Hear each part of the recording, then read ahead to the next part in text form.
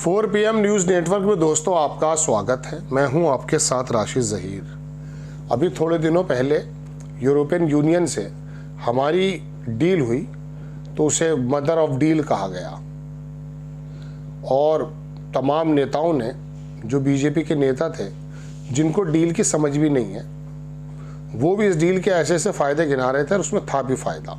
मैंने भी अपने प्रोग्राम में बताया कि किस तरह से हमारे कपड़े यूरोप के अंदर जाएंगे और बांग्लादेश को चैलेंज दे सकते हैं। उसके बाद दोस्तों मदर ऑफ डील तो हो गई है, लेकिन फादर ऑफ डील भी हुई, जिसके बारे में मैं आपको 2 दिन से लगातार बता रहा हूँ। ट्रंप ने आकर के और भारत सरकार को दबाव में लेकर के, जैसा कि आरोप लगते हैं, डील कर ली, साइन नहीं हुए अभी। इसके बारे में जब ये डील हुई तो हंगामा भी मचा।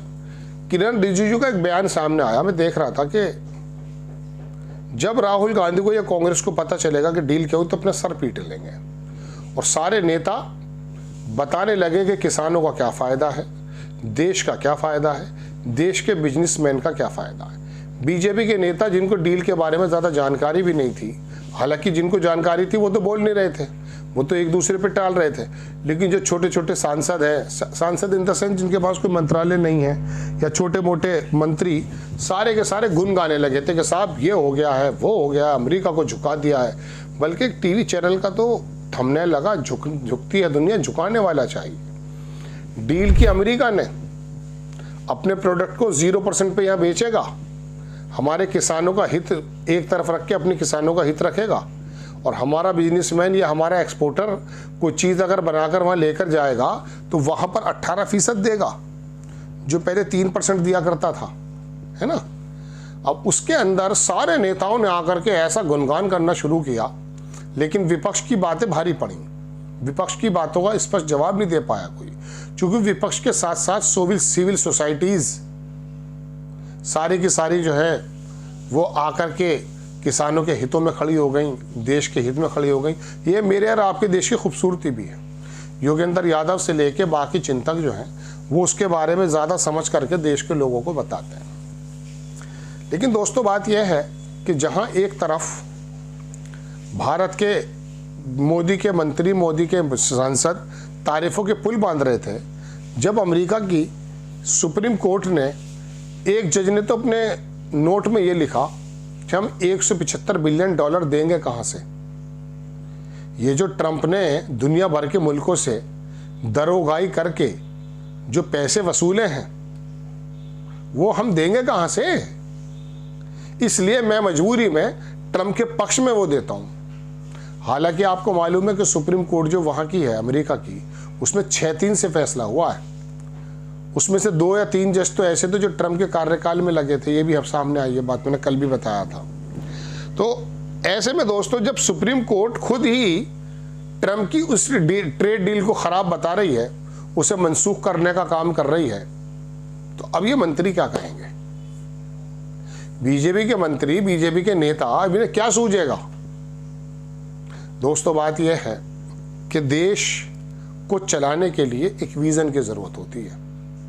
लफाजी बयानात या आकर के नारेबाजियाँ ये वक्ती तौर पे गुनगुना तो देती हैं, गुदगुदा तो देती हैं शरीर को, लेकिन हकीकतन नुकसान दूसरे निकलते हैं। देखिए, मैं ये नहीं कह रहा हूँ कि रशिया का जो तेल आ रहा था उससे तुम्हें और मुझे बहुत फ़ायदा था, अंबानी को ही फ़ायदा था।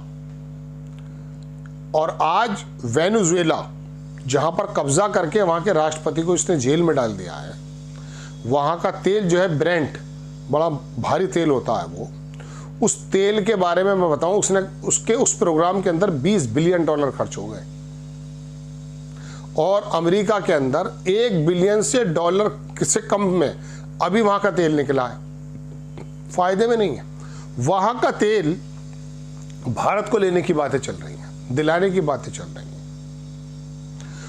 रशिया से 15%, 20% सस्ता तेल आकर के हमारे यहाँ, हमारा राजस्व तो बढ़ रहा था, हमारा अंबानी अडानी ही बढ़ रहा था, चलिए मान लीजिए, लेकिन उसे हमारी रीढ़ तोड़नी थी या हमें महंगा तेल बेचना था, वेनेजुएला पे कब्जा करके वो तेल हमें देना था, है ना, मुनाफे पर, और हमें लॉजिस्टिक भी महंगी पड़ेगी साहब, 7% तेल महंगा भी पड़ेगा, कोई सवाल करने वाला है? किसी के दिमाग में इतनी बात आई कि हम सवाल कर लें? मैं एक ऐसे दौर में देश को देख रहा हूं दोस्तों कि इंटरनल मसले तो चलिए समझ में आते हैं।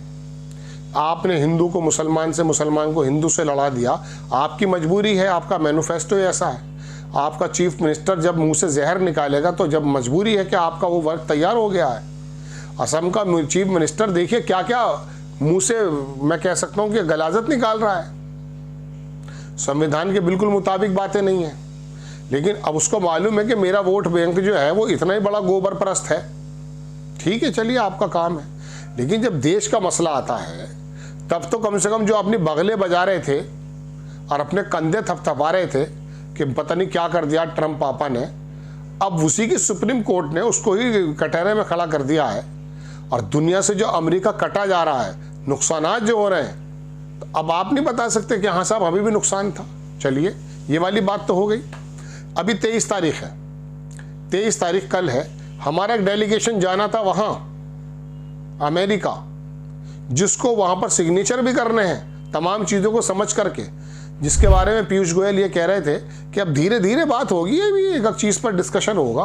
तो क्या अब जब वहाँ की सुप्रीम कोर्ट वहाँ के राष्ट्रपति पर यानी कि ट्रम्प पर इस बात का जोर दे रही है कि आप जो हैं इस डील को ख़त्म करें, ये गलत डील है, अमेरिका के कानून के मुताबिक नहीं है, जो कानून बना था उसके आपने गलत इस्तेमाल किया है, तो ऐसे में क्या हम वक्त गुजारेंगे या ट्रम्प की नाराजगी जो अभी कहकर गया कि वहां पर हमारा ये काम होगा, हमारा नाम लिया है उसने भारत का, मजबूरी में अपना डेलीगेशन आपको भेजना पड़ेगा, कहीं बड़े पापा नाराज ना हो जा।